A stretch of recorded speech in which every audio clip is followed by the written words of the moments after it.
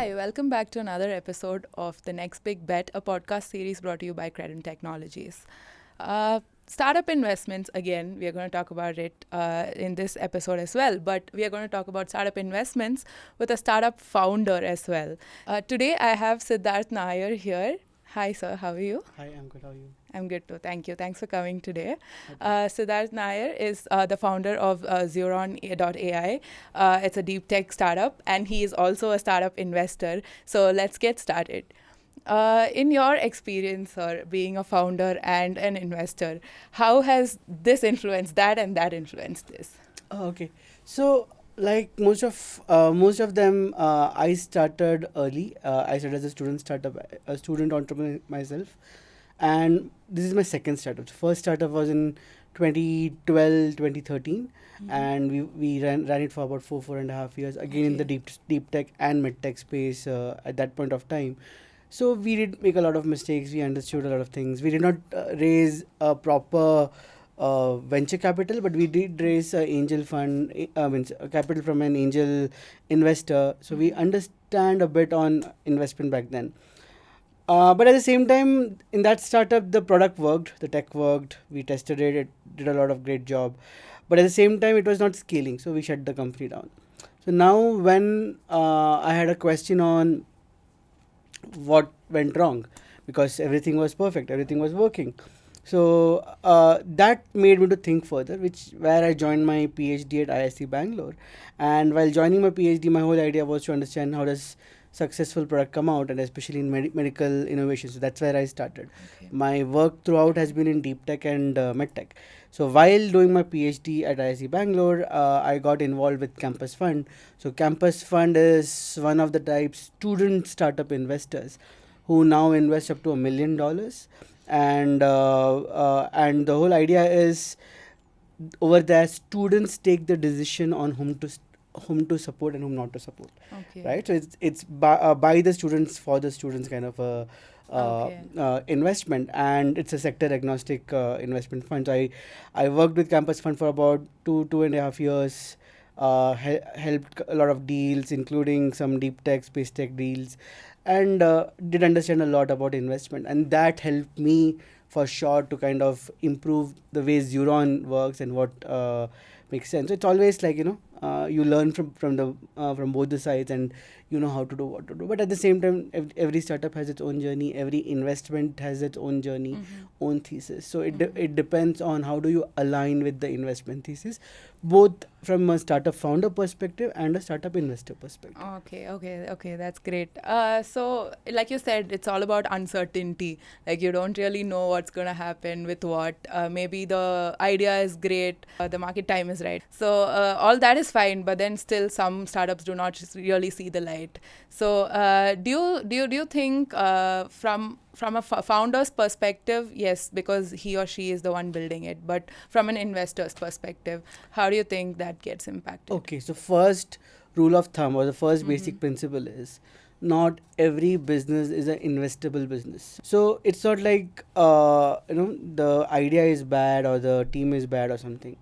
It's basically that some businesses are meant for a family kind of a situation where you can go up to 100 crores.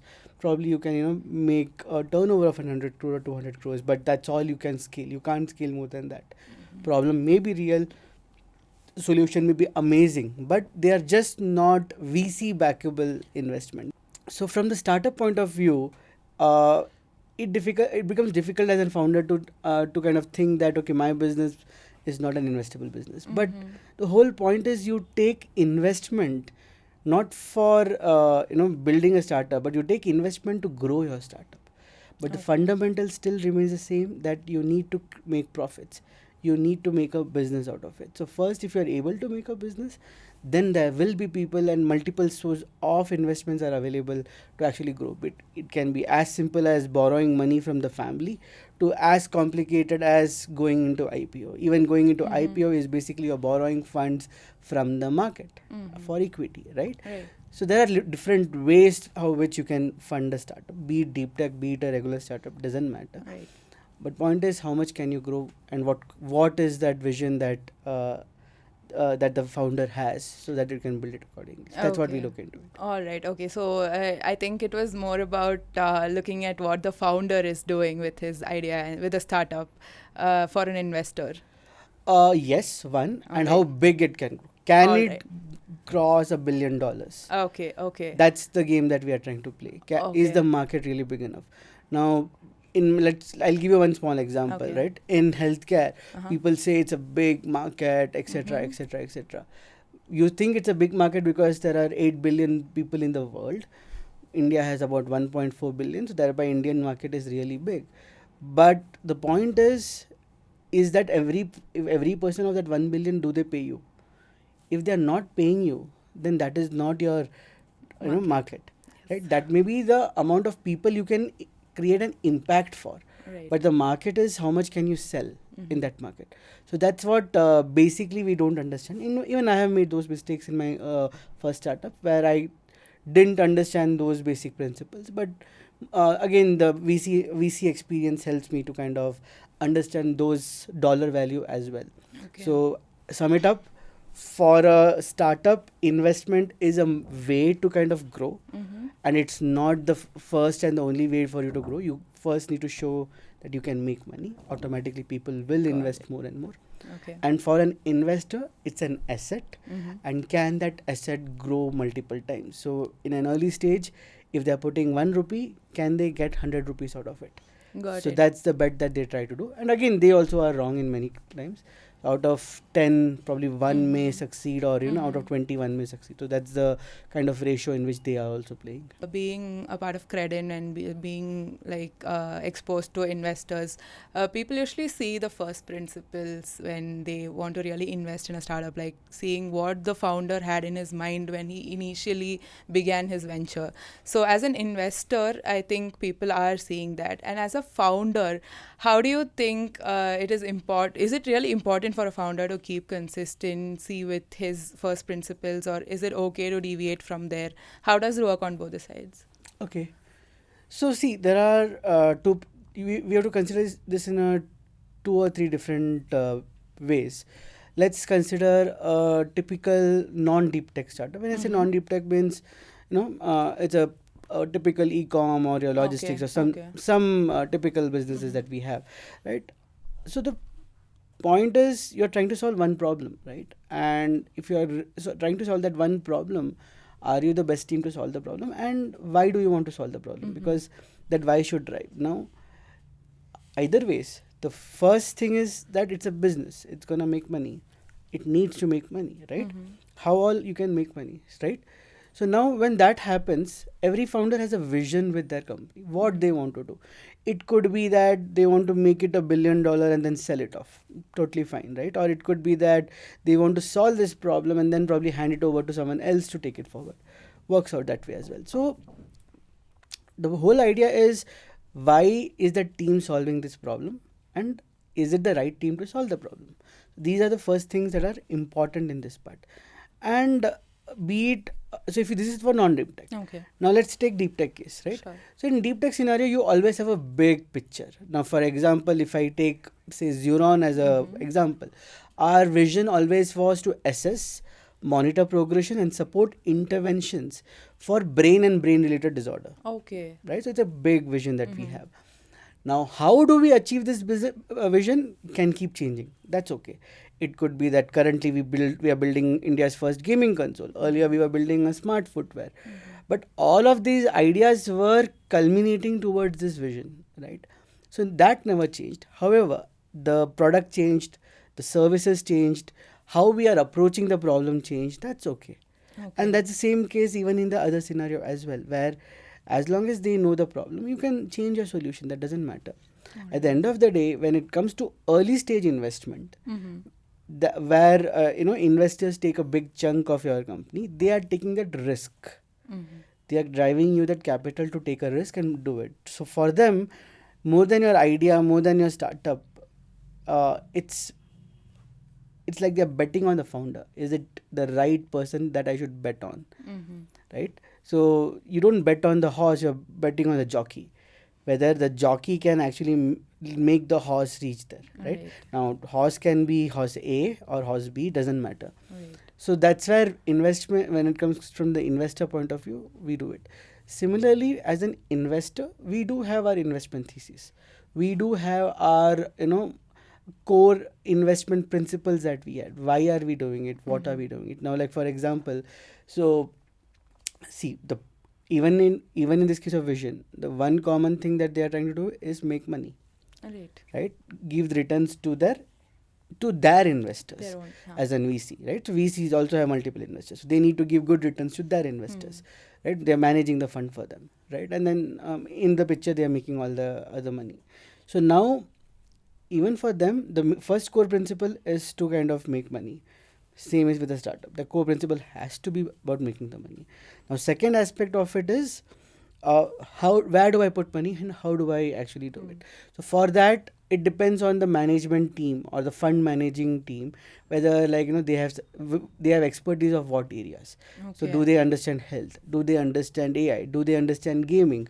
Do they understand e-com? Whatever it is, right? And based on that, you create a thesis around it. Now suddenly, after 3 years of the fund being in the market, a new person joins in and they have an expertise in healthcare.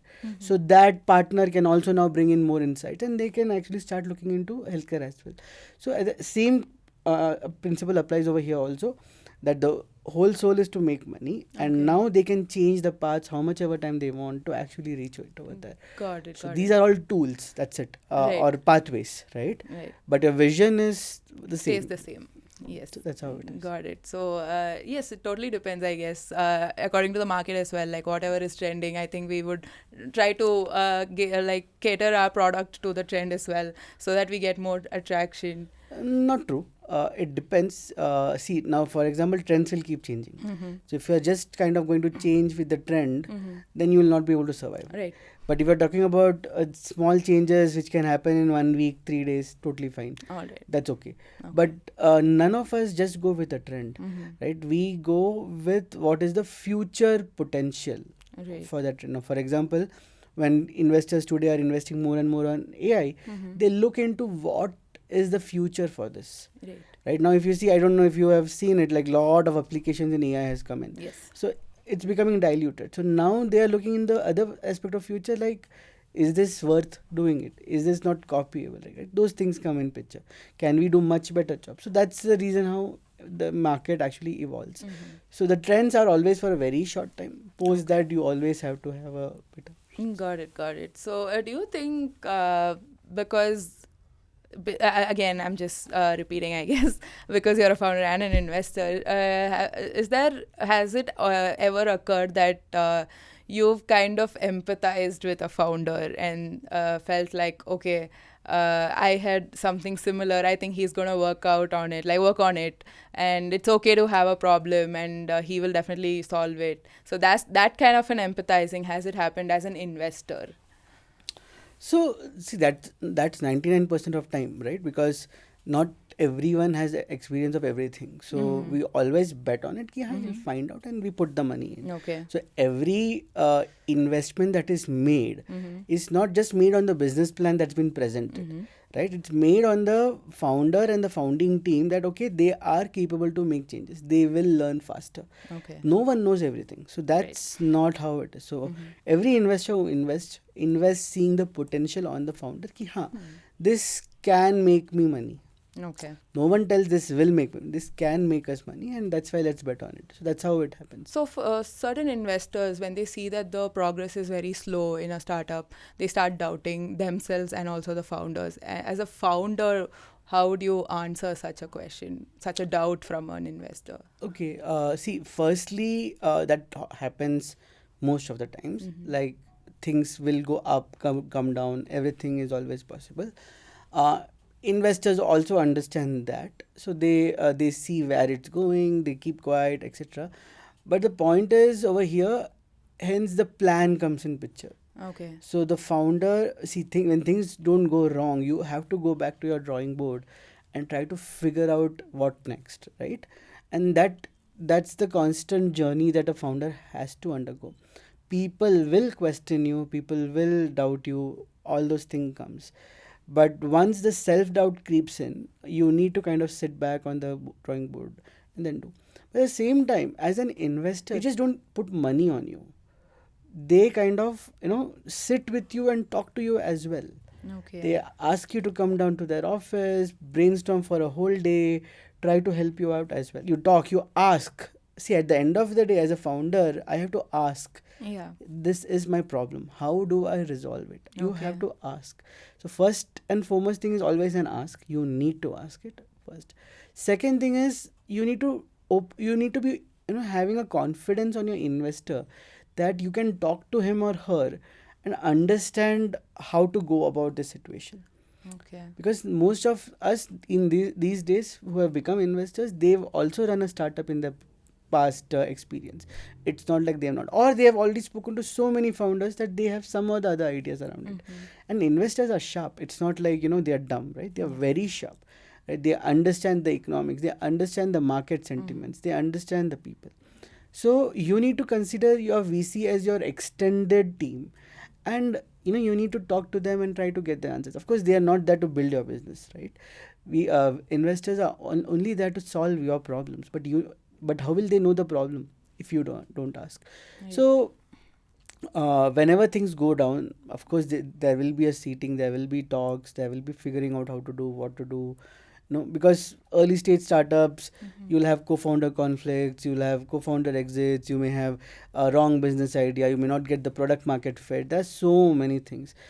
Now, if you can do it, they will help you. But if you decide, no, I want to shut it down, that all and they have realized that no, you have tried everything possible, Okay. but it's not moving, VCs will also help you to shut it down. It's not like they're Okay. not gonna do that.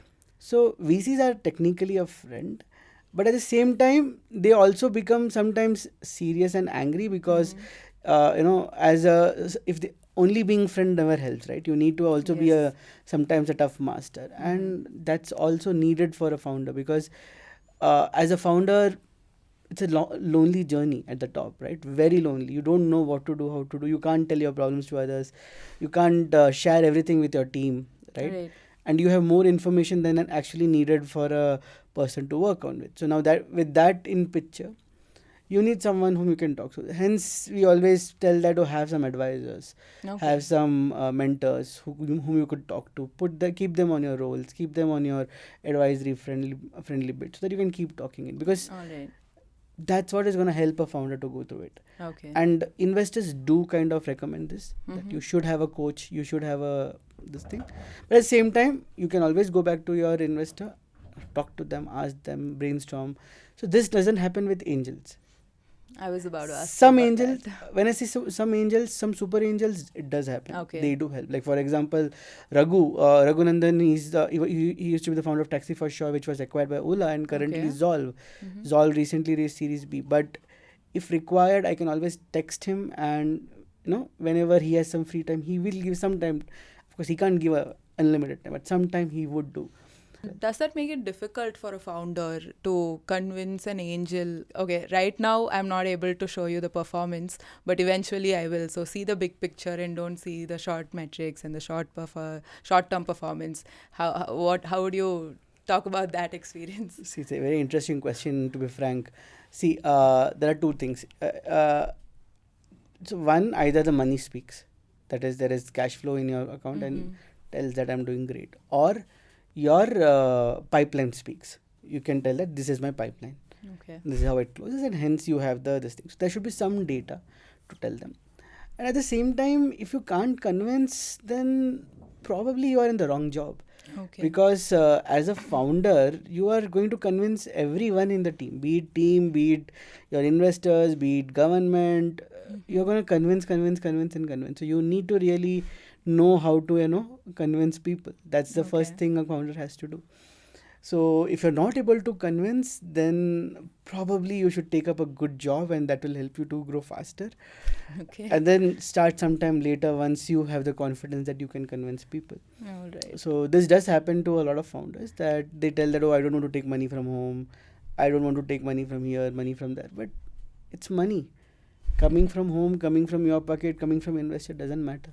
Okay. And only if you believe that you can borrow and do it, and give it back, that's when investors will believe in you that you Right. can do it, right? So as a founder, so as an investor also, we look into that mentality. Like for example, let's say you're starting a startup, and currently, let's say you don't have money to pay your bills. How are you managing it? Will you be able to borrow money from your better half, from your parents, from your siblings, from your college friends, from your school friends? Can you borrow, right? Can You you? never know. Sorry, You never know if they would really be able to help. but you have So, to ask. yeah, You'll we come do to know ask. if you ask. So, are you? Do you have the guts to ask? Okay. Can you take no's? Mm-hmm. Because every time a person tells no, you need to learn why did the person tell no. Okay. You need to analyze, reanalyze, re-strategize, and then go back. Okay. Go back to the next person, Got it. right? So if we can't do it with our own families, our own people, how do you expect to raise 100 million, $200 million? True. Right? So that's the reason why the role of fund managers come in place, the role of the entire this thing, and everything depends on the founder. So if the founder is smart enough to run things even when the things are going bad, that shows some skill. So investors do like to back such founders. It's not like Okay. no.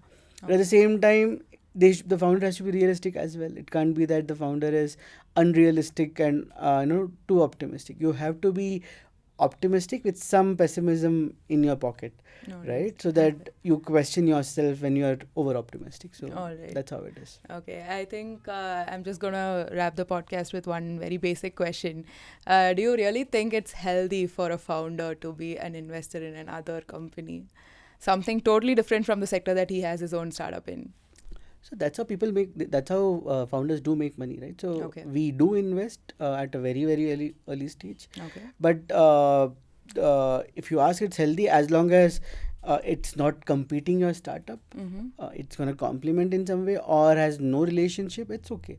Okay. But if the startup is gonna do something similar to what you are already doing, then the board will never like that you have backed someone else for doing that. Alright. Or there should be another reason for doing it, that okay, you are planning to acquire it by they doing something complementary, and thereby if you grow and they wanna take a exit, you can always acquire or merge with get them merged with your startup. Then that's the reason why they do invest.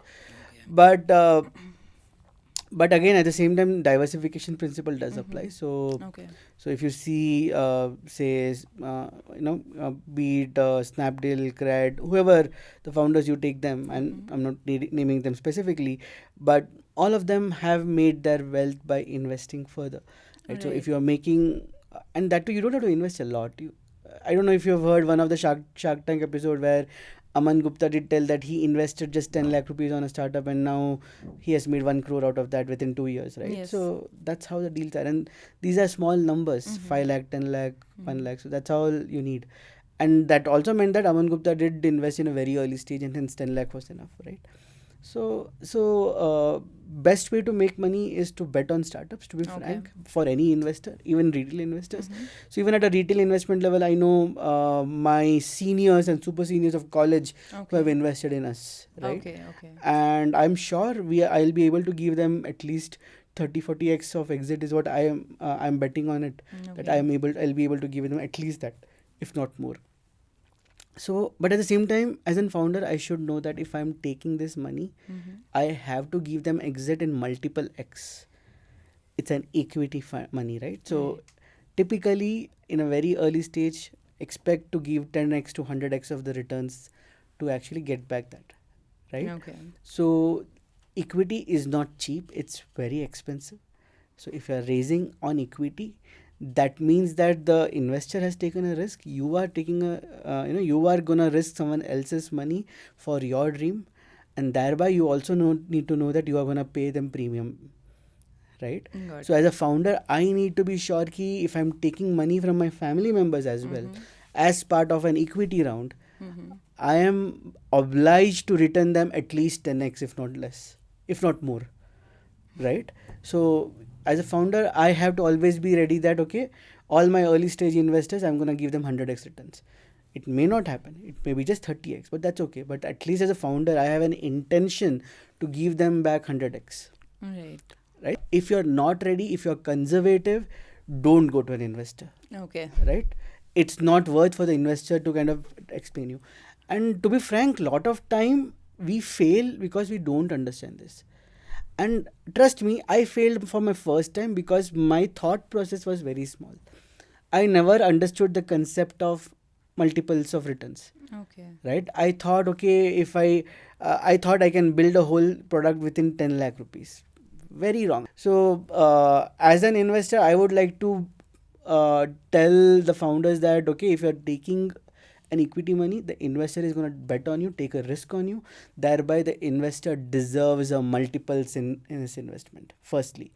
Secondly, you need to be aware that equity is expensive.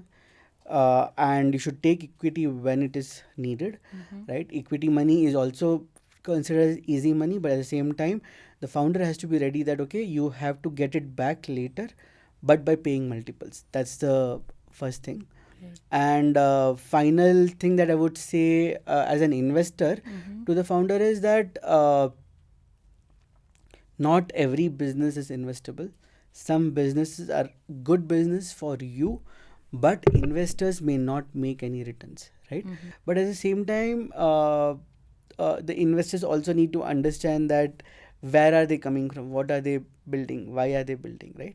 So from the founder side, those things, if an investor can understand, that'll be easier. But it's just not the math, but also there are other variables which are unknown. Because if everything was math, everyone of us will be a billionaire in papers, right? But that's not true. So I've been trying to balance the act by talking from the investor as well as the founder front. I hope Totally people are not confused, but yeah, it's a complex dynamic that you're gonna play, and best way to play such dynamic games are you put yourself in their shoes. Though every one of us have not been an investor in a startup, but we have always invested on something. For example, it could be buying a phone is also an investment, right? Buying a house, buying a land. So everyone has been an investor. So you need to kind of consider what was in your mind when you decided to invest on that particular depreciating or appreciating asset, right? And startup comes under an appreciating asset. But at the same time, if not worked on properly, it can very soon become zero as well, right? So it's a complex game of chess, and we have to play from the point of view of both the opponent as well as this thing. So yes. But it's very fun. It's an interesting way to look into it. So that's why your pitch decks has to be really cool. Your business plan, your numbers should be really matching, and it's not just the numbers, but you have to follow those as well. And whenever there's a change, update the whole thing. That's the whole game. And I have updated my financial model at least 30-40 times by now. Okay. I've updated my pitch deck I don't know, more than 100 times. I have 100 to 150 version of my pitch decks right from 2019 when I started Xeron. And even today I'm changing one more round of pitch, and probably that could give me my seed round of $2 million. But then again, we keep iterating. So it's a grind, and we need to think from both the angle as a founder and as an investor. Many people don't know this part, but once they talk, they don't take a decision just by the data that you submit. There is an analyst, there's a whole team working on an investment thesis for that startup. They try to kind of do the number corrections, they try to do everything, and then after doing all those correction and discounting, if still it makes sense to invest, is when the investor invests. So that's how it works. It's a zero-sum game at the end of it. Yes, it is. Thank you so much for coming today and discussing a lot of insights. I think you have advised the founders, the investors, and even the analysts. So it has been a pleasure talking with you. So thank you so much for joining us today. I think we'll wrap up the podcast. I'll meet you in the next episode. Thank you.